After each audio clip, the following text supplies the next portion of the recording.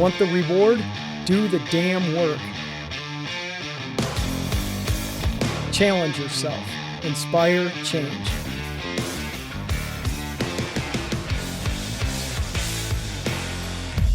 Choice, not luck.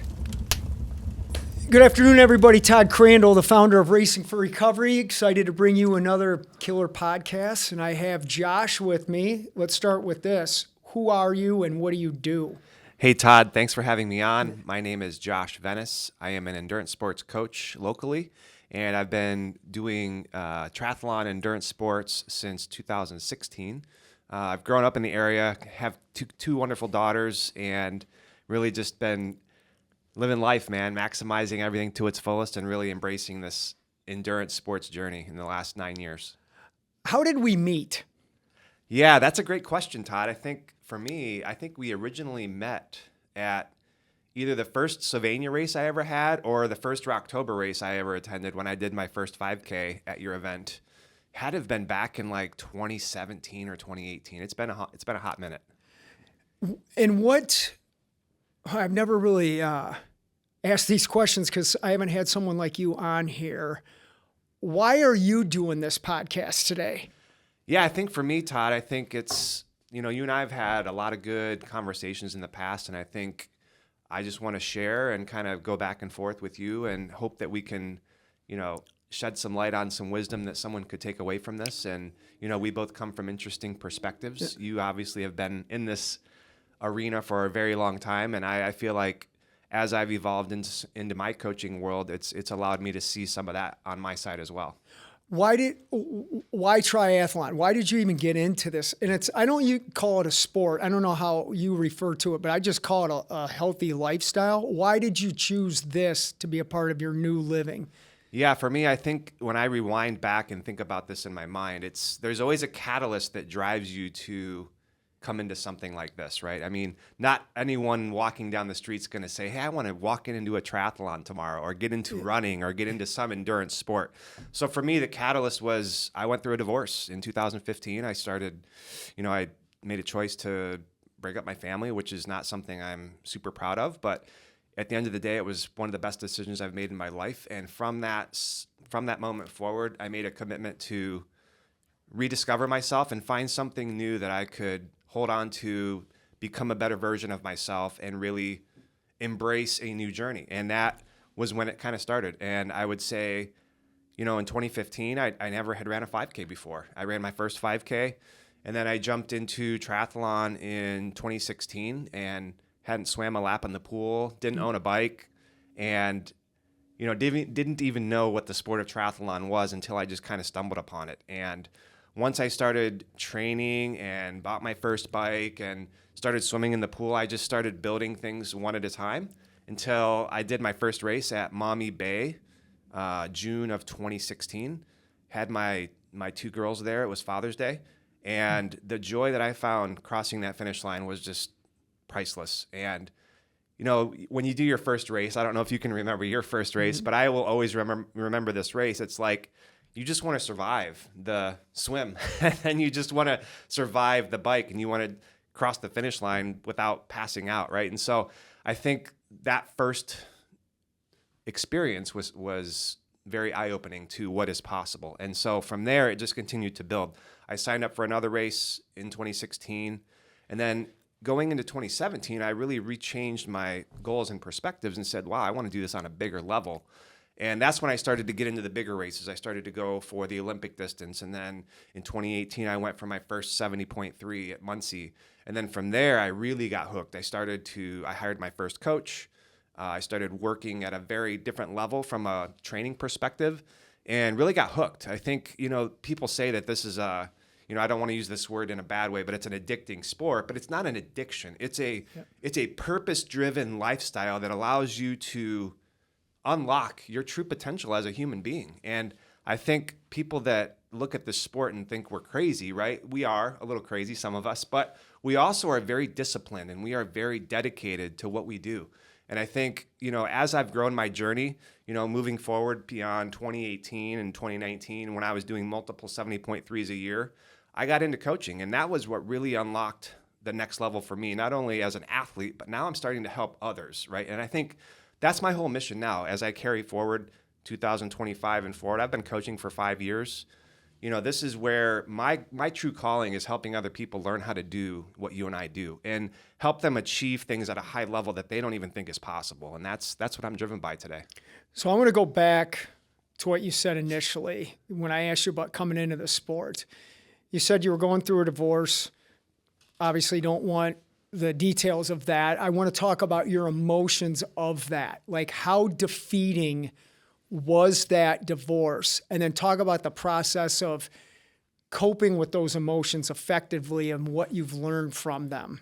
Yeah, I think if I were to rewind, I've really cataloged a lot of those bad memories, to be honest. But as I reflect back on that or tell the story of it, it was a very anxious time period. I think, anyone that goes through a major life change, whether that's a divorce or a death in a family or any kind of what I would call traumatic event, there's always feelings and emotions and thoughts that brew in our mind that you either have to act out or kind of work through and kind of find the mechanism or the cope, right, to be able to move forward or move through it, right? And for me, I had to let go of a lot of anger and angst and just intensity that I had built up going through that first part of the process, because it's like your whole life turns upside down, financially, emotionally, spiritually, all the things. And so when you start to unpack some of that stuff and really start to work through some of that stuff, you find new outlets. And for me, it was exercise, and it was trying to stay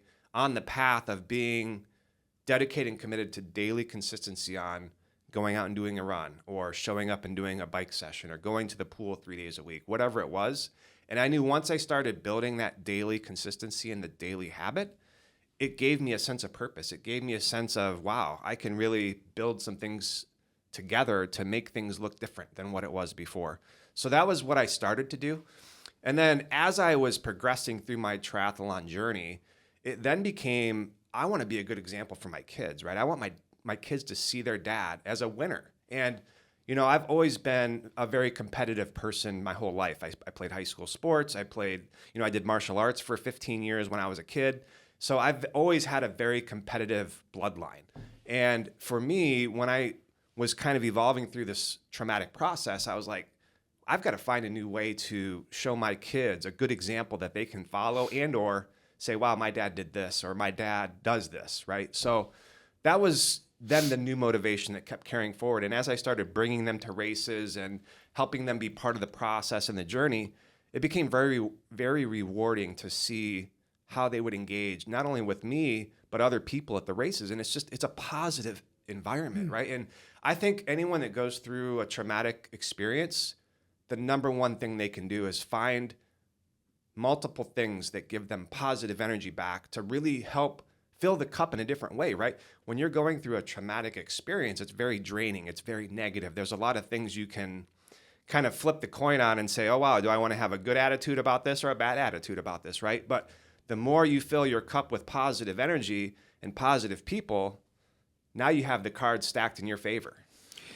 It's interesting because I've had a lot of people on these podcasts, and I'm trying to constantly make the parallels of what Racing for Recovery is truly about and what it's not about. So with respect to triathlon and Ironman and stuff, I know sometimes the marketing aspect of what I've used to promote Racing for Recovery hasn't always been received in the manner that it was. So hence my question about, you're going through a traumatic event. You were talking about this, which was great. If you pull a brick out of a foundation, you have to put another brick back in there. And it's not an addiction. It's called keeping your foundation solid and actually improving it. So the message I'm trying to get across by talking to you today is there's many levels, but with this in specifically is showing people whatever you're going through, you don't have to continue to self-destruct over it. And the concept of triathlon, the dedication to it, the overcoming adversities of it, and the success of achieving it is definitely applicable to anybody that's going through anything. It can be with school. You went through a divorce and you want to go back and get your master's. You went through a divorce and you want to start your own business. It's all the same mentality. And that's what I'm trying to get people to understand with this. Yeah, 100%. Whether it's triathlon or hiking or whatever kind of thing that you can hang on to. You know, a lot of people have accused me, well, this is just a hobby. My dad used to say this, and I corrected him a lot. I said, Dad, this is not a hobby. This is a new lifestyle. This is not something I just pick and do once a week. This is an everyday commitment to myself, right? And a lot of people look at what you and I do, and they think, wow, you're just selfish, man. You do all these things because you just want to be something better for you. And it's like, well, yeah, that's the point. Yeah. Because guess what? If I'm better for me, I can be better for other people. And that's really the whole thing that I like to draw from this experience is the more I work on myself and prioritize things that I know make me better as a person, I'm now better for other people that I show up for in my life, my kids, my friends, my significant others that I've dated in the past, right? So I know that as I work on myself, I'm going to be the best version of myself for someone else. You have a bunch of stuff written down in your book there. What is that? I just like to have key words that kind of trigger me to have topics to bring up if we need to. But yeah, I'm always a prepared kind of guy, right? I always want to feel like I'm over-prepared and not under-prepared because I feel like success favors the prepared. It's something I work on with my athletes a lot, and it's a mindset. And I feel more comfortable when I know I've got something to look down at if I need to trigger a thought or something. Rattle something off from you have on there. Well, one of the things that I've been doing lately is I've put myself in a position to start speaking more to people and getting into, I use Instagram as kind of my platform to speak to my athletes and my prospective new athletes, right? And so I started this thing called Wednesday Words. And every Wednesday for, gosh, I don't even know when I started this, back before December. I want to say it was back in November even. I started picking one word a week, and I think I've written down 20 of them now at this point, that I speak about in 60 seconds and kind of just say here. Like, so for example, gratitude. I talked about gratitude and the importance of that. I talked about resilience. I talked about self-belief, value. And when I talk about those words, Todd, it's a self-reflection for me, but it's also a way for people to put practical concepts into the lifestyle that they're living or something they might be struggling with, or it might help them have an aha moment that lets them say, wow, that's interesting. Or, wow, I never thought about that, right? And so I try to really, it's a gift of mine. I really feel like I have a good gift of sharing experience and knowledge with people. So I like to try to pass that along when I can. You had written down resilience. Talk about where you've had to be resilient in triathlon that then you can look back and see where you were resilient in life as well. Yeah, I can actually, I'm going to refer to a very specific race that you and I were at because you remember this. It was 2021 and we were at Virginia Blue Ridge. Oh yeah. And I had a bike accident at the last aid station on the bike. And you had no idea this happened until you saw me later. But I crashed, right? And I could have hung my hat up and said, you know what, I'm done with this race. I'm going to walk away, turn in my timing chip, and take a DNF. I chose not to. And to this day, knock on wood, not knocking anyone that takes a DNF, but I have not had to DNF a race in my entire racing career. Again, not trying to say that's a bad thing, but in my mind, if I start something, I'm going to finish it. And that to me it's a building of resilience, not only mentally, but physically, to say, you know what, if I can move my body forward, I'm going to move my body forward, whether that's walking, running, cycling, swimming, whatever it is. So going back to this very specific instance, right, I had wrecked on the bike at mile 45 at Blue Ridge, and I get back to T2, and I come off on the run, and I see you, and I said, oh, man, I'm hurting. And I don't remember exactly what you said, but you said something to the notion of don't quit. And I'll never forget that. And I said, you know what? I'm not going to. And it was hot. It was a race that was, it was a very hard course. And, I can just remember, you know what? I said, you know what? I will walk this entire half marathon before I turn my chip in, because guess what? I have to tell the story after the fact of whether I stayed the course and tapped into my resilience or whether I quit, right? And that's one thing I will always try my best to never do is I'll never quit. I will never quit.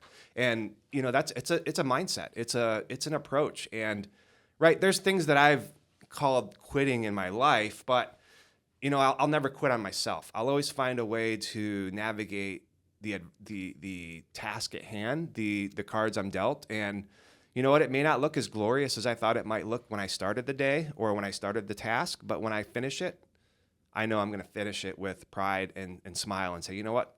I just did that. It may not have been pretty, but I just did that, right? You know, I have had some DNFs and triathlon, and I'll quickly say this. I remember when you were talking, I remember having that mindset. And then I also remembered when it hit, and if it was mechanical, something that was out of my thing. But it's interesting. I do remember that race. And if you think about it, and this is anybody that comes into this, because I'm sure everybody who's out there who does triathlon or just in life, there are times when you're like, I don't want to do this. I'll take it off a triathlon for a minute. You could be at school. I'm tired of coming here. I don't want to do it, whatever. But it was specifically in a triathlon. If you want to drop out or quit during the run or whatever, it takes more time to actually complete quitting than it does to finish the race. You have to wait for the sag wagon. You have to go over and give somebody your chip. And all that time, you could have been walking one foot in front of the other to finish. And that's the mindset of changing it into something positive, 100%. Right? Yeah. 100%. And I tell a lot of my athletes this too when I work with them. I'm like, you know, negative thoughts can flood our mind because it's a defense mechanism, right? It's a thing that your mind says, wow, this hurts, or this doesn't feel good, or this isn't going as I expected, right? But then when we start to pivot that and say, you know what, let's replace the negative thought with at least one, or I even challenge them to replace it with 2 positive thoughts, because when we replace negative thoughts with positive ones, now we can create the momentum again, and we can start to dive back into creating a movement forward, just like you said. So for me, that's a mindset shift that I've really embraced over the last, call it 5 to 6 years.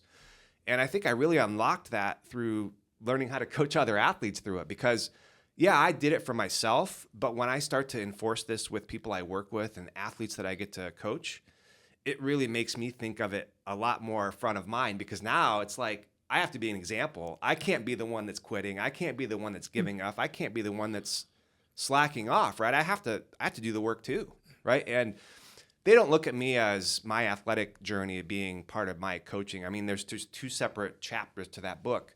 But the point is, there's, for me, a sense of self-pride that my athlete and coach identity kind of commingle, right? And so at the end of the day, I want to still achieve the goals I have athletically, as well as I want to achieve the goals I have from a coaching perspective too.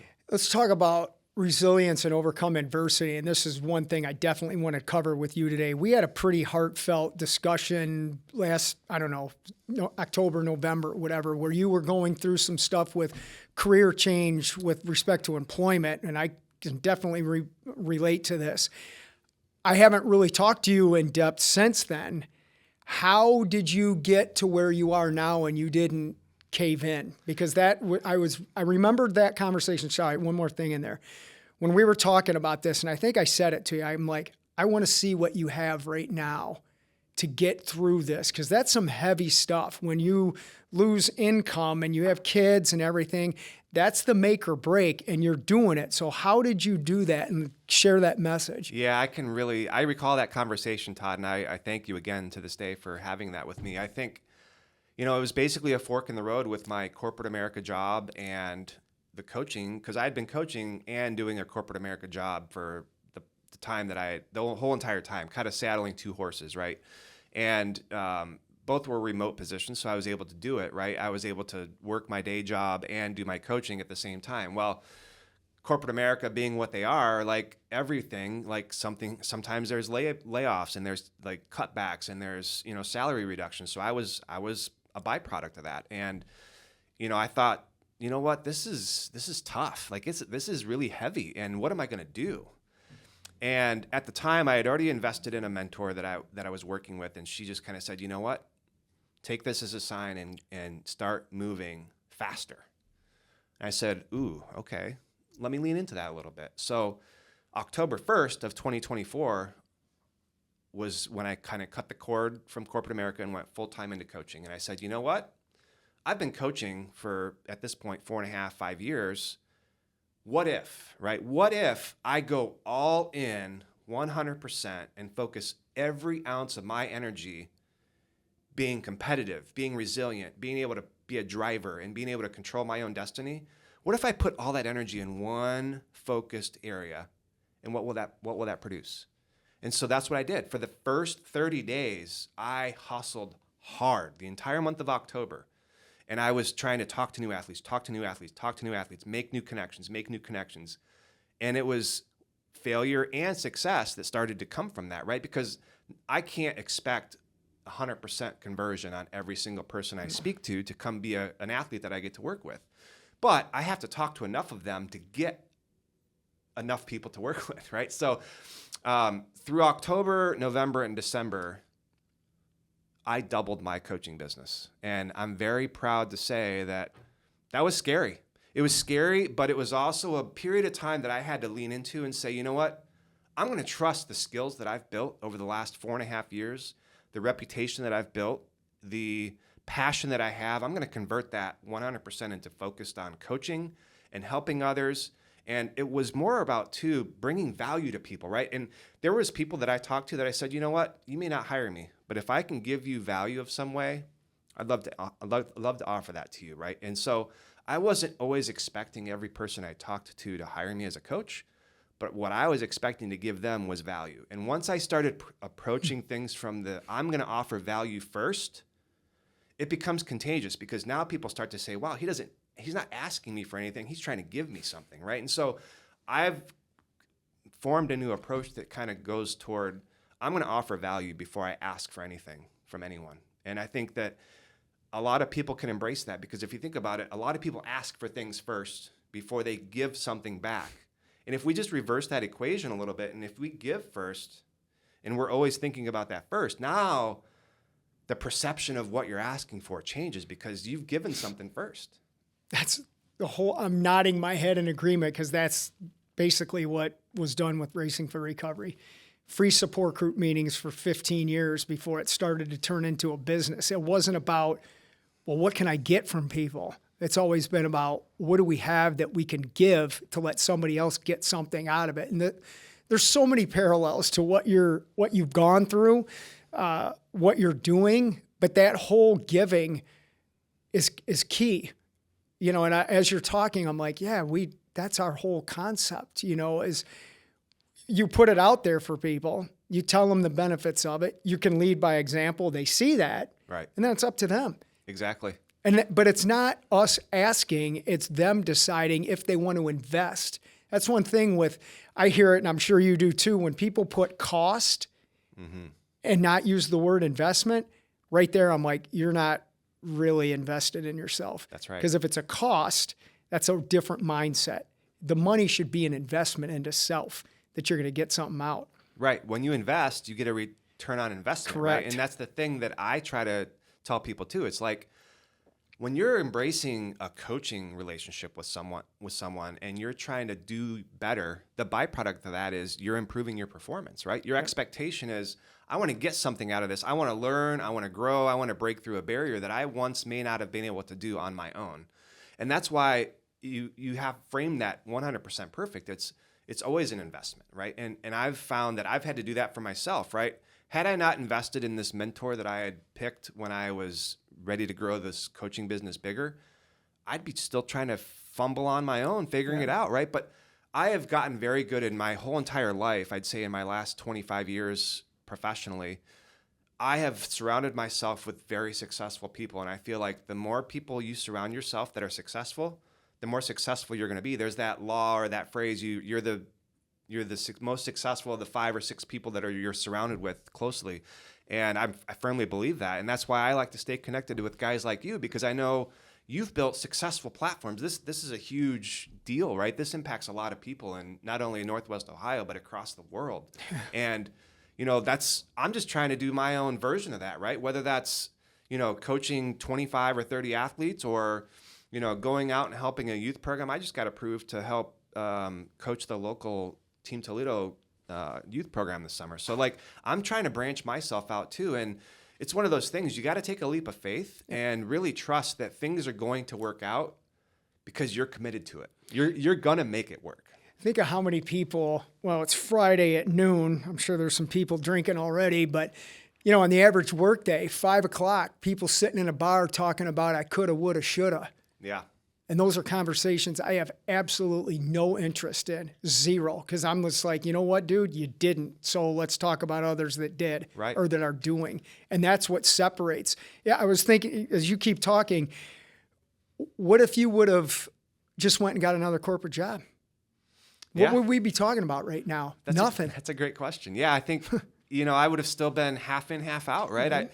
I feel like this was the best time in my coaching career to make this choice, right? I always knew I wanted to go full time. It was just a matter of, again, going back to what we first talked about. What's the catalyst that's going to drive a life-changing moment to make you move forward, right? Whether that's rewind 9 years ago to my divorce, or rewind 5.5, 6 years ago when I decided to first start coaching, rewind to October 1st of 2024 when I go full time into coaching, right? Now I'm building this journey and I'm building this path, right? And I know that I can do it because I've done it before, right? I've done it in different areas of life as a child, as a teenager, as a young adult, and now as an older adult. I'm a middle-aged 42-year-old guy, right? I'm not some infinite wisdom guy. I'm still learning and growing every day. There's things I'm still writing books about and chapters about in my life. I'm not done living, right?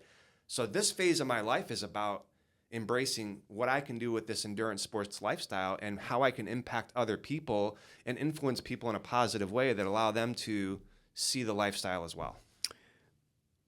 I've asked you a lot of stuff. Do you want to, I do this with everybody. Are we at a point you want to ask me anything, or do you want to pull anything off your list? No, I think I can ask you a couple of things. I think, for me, I've always kind of had this, I've always looked up to you. And I think when I first got into the sport, I'm like, wow, this Todd Crandall guy, he's amazing. Because I had seen all these numbers of races that you've done and all the things that you've built. So what scares you the most in going forward, considering all the accomplishments you've had? What scares you the most moving forward and still doing what you do? Becoming stagnant or complacent and losing my drive. Mainly with respect to sobriety, we just talked about it in the group we ran this morning. My biggest gift was on April 15th of 1993 of having something from someone, sometimes I'll say, God or my mom, that just, I got this notion of I'm done with self-destructing and I'm going to do something. No idea what it was. I never want to lose that moment and what it meant to me, but it gave me the opportunity to put the work in to actually utilize that gift. And I need people to understand that. Many people are given opportunities and they do nothing with them. I knew the magnitude of what I had received in my mind, and I put it in my soul. And ever since then, it's like, I'm going to keep going because I don't want to lose that. It's like, what a disgrace to somehow lose what was given to me. Then it should have been given to somebody else. And I can look back now as we're talking, and I've known from the get-go, I was going to do something, as I said. But when the Ironman thing started to come off and then the Blade ran that article about me, then it turned into service to other people with creating Racing for Recovery. And I was like, wow, there's the gift. And that was 8 years into my sobriety. Sure. So the thing that scares me, which it doesn't really scare me because I know it's not going to happen, is somehow losing that mindset. I'm 58, I've been doing triathlons, 26 years or whatever.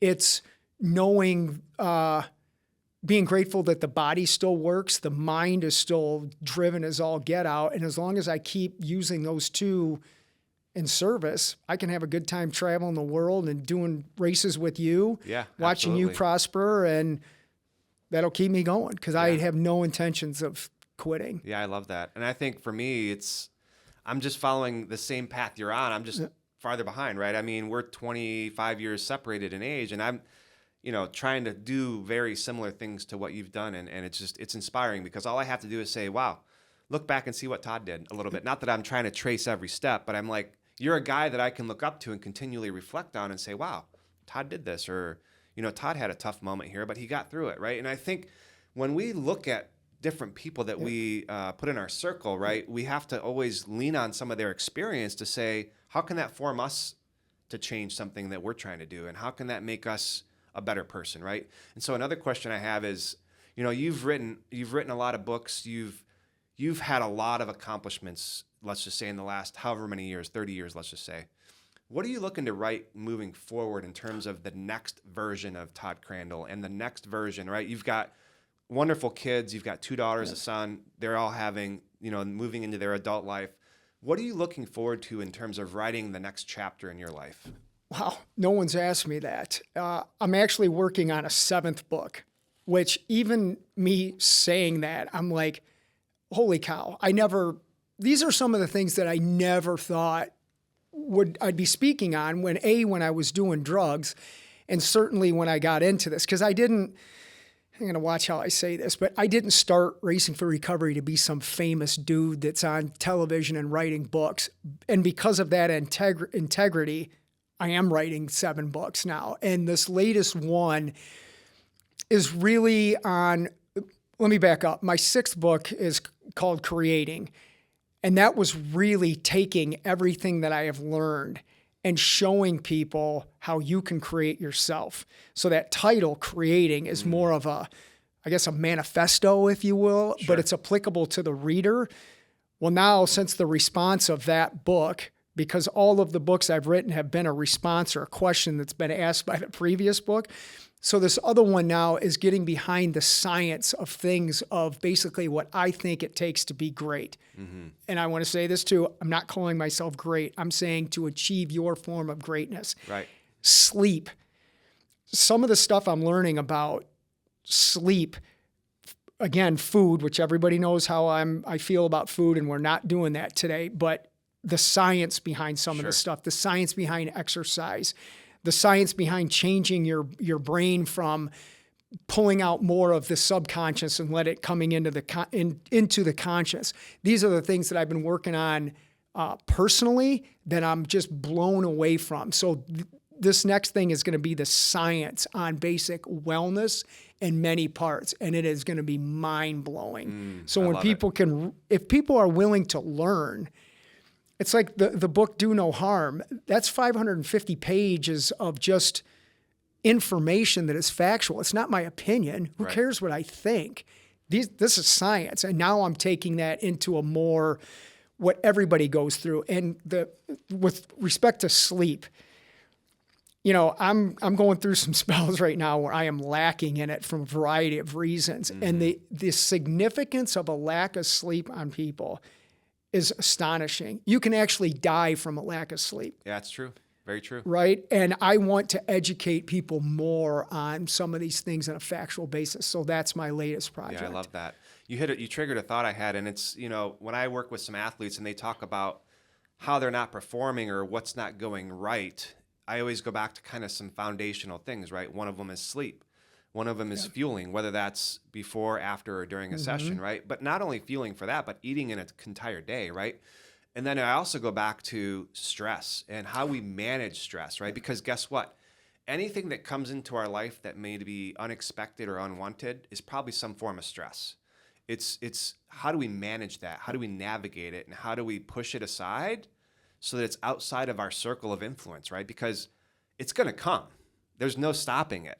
But how do we absorb it and flush it back out? And to that's where the skill starts to come in for you to really start to flourish for yourself, because now stress impacts you less. And I can say this, Todd, going back to the October 1st date of last year was the last day I've had. I mean, I've done very well at managing stress, but as of October 1st, my stress level went way down because now I'm my own boss. I wake up every day and I do what I need to do to go accomplish what I need to accomplish on the day to best serve the people I'm working with.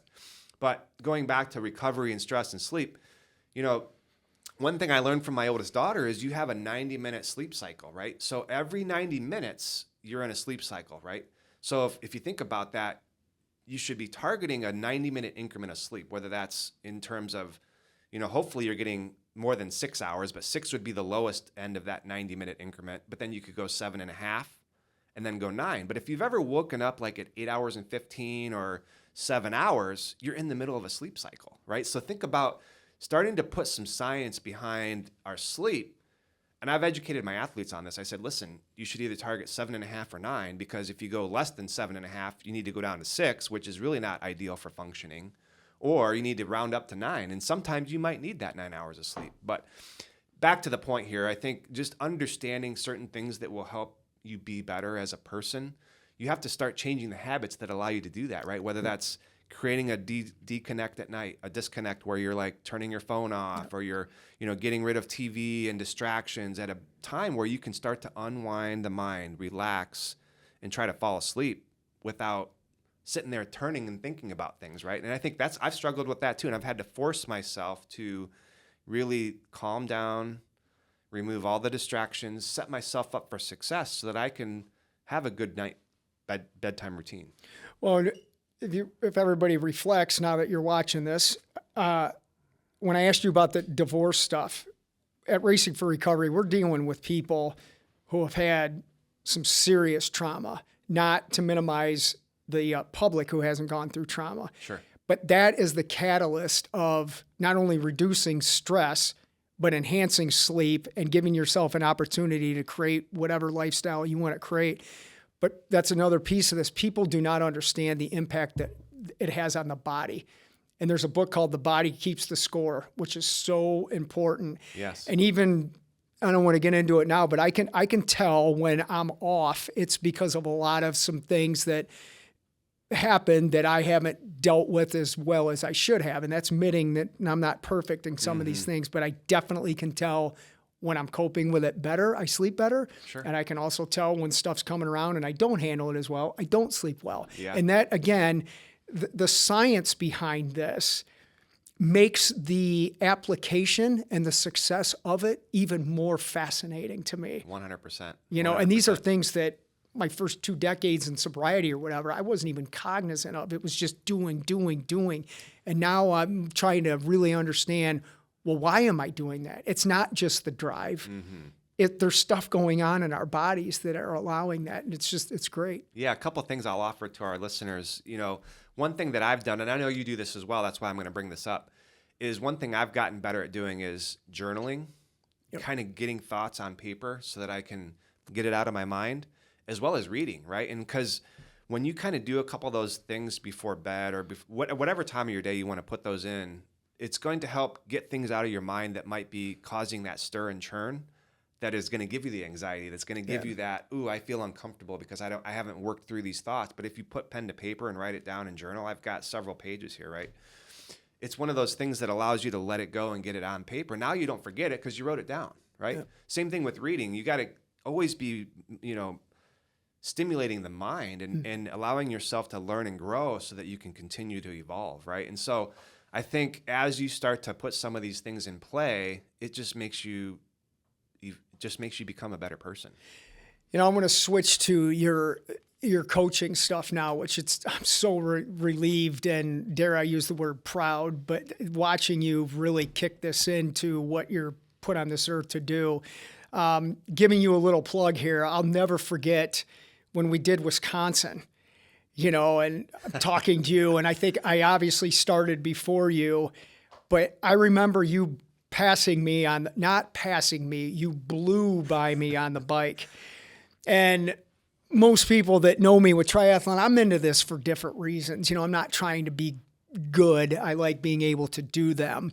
But when you went past me that day, I remember thinking, I should probably contact him. I think he can help me get better at this stuff. So I'm bringing that up to get people to chuckle a little bit. But more importantly, what can people expect from you if they want to be better at triathlon? Yeah, I think for me, Todd, the biggest value that I bring people is beyond the training plan, because, anyone that's done multi-sport or endurance sports or running, you can get up and do whatever you want to do every day, right? But what I bring to the table is experience, science-driven methodologies and things that allow you to be successful. But the training plan is only about 30% of what I do with my current athletes. The other 70% is mindset, knowledge, community, trying to really build a long haul approach, because most of the athletes I work with, minus the ones that I've recently used to double, to double the business, right? But most of my athletes stick with me beyond 12 months. I would say if I were to break down a demographic, right, I've got 2 of my original athletes from day one. And then I've got another 4 to 6 athletes that I've had for more than 2 years. And then I've got another dozen or so that have been a year or less. But the point is, people stay with it because they feel plugged in and they feel like I'm a hands-on coach with them, right? And so I really try to help athletes understand that this is a learning process, right? And you're not going to get everything accomplished in the first 30 to 60 days. Give yourself 90 days before we even start talking about what's the next level, because you have to embrace the process and repeat it multiple times, right? It's said that it takes 21 days to form a new habit, right? So that's generally the first training block. We got 21 days of you learning my coaching platform and how I'm going to give you the training sessions that are going to make you better. You need to go execute those. And then we come back and we adjust and we add another layer, and then we add another layer. One thing that I really think helped me become better as a coach is I didn't realize how powerful the community was until I started building one for myself and for my team, right? And I created a close Facebook group. I started announcing people that were racing. I started congratulating them publicly, right? And if you give them that edification and that congratulations publicly, it means so much to them. And they start to really say, wow, my coach cares about me and he's proud of me. And I really am. It's all genuine and authentic praise. But as I build that with, a smaller group, and then it becomes a bigger group, and then it becomes a bigger group, it's just like the snowball, right? You start rolling the snowball down the hill, it gets bigger and bigger and bigger.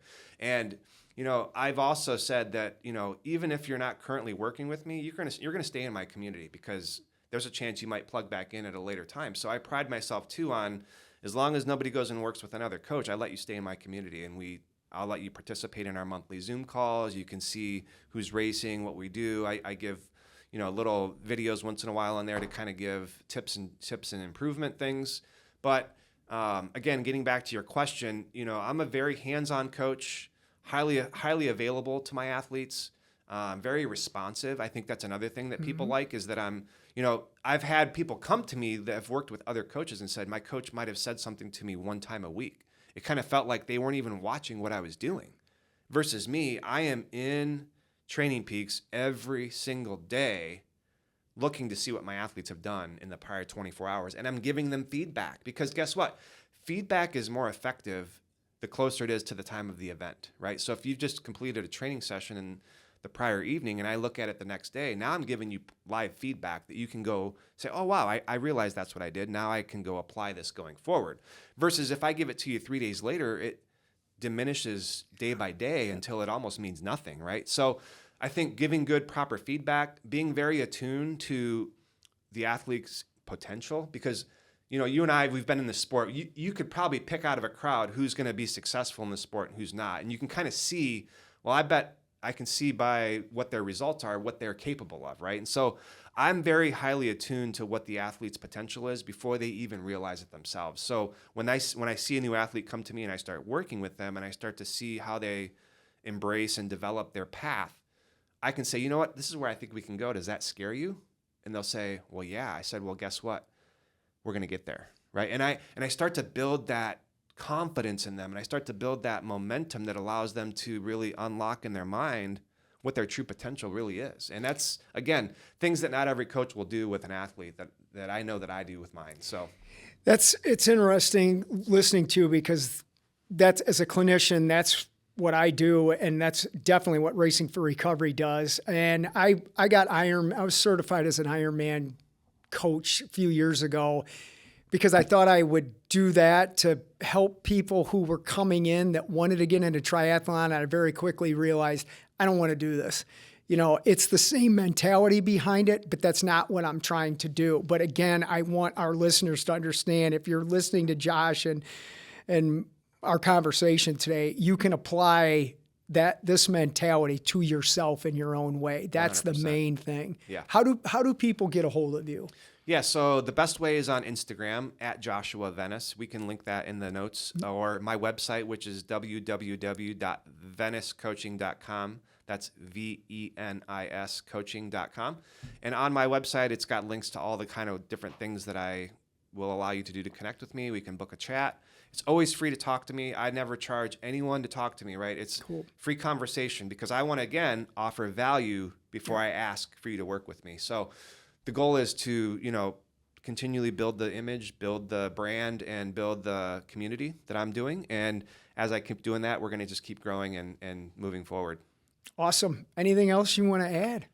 No, I think, I thank you for having me on, Todd. I really am grateful. I've always really appreciated everything you've ever done, not only locally, but globally, right? I know your reach is very broad, and I really love the things you do, and I like following your journey, and I'm going to continue to follow your journey.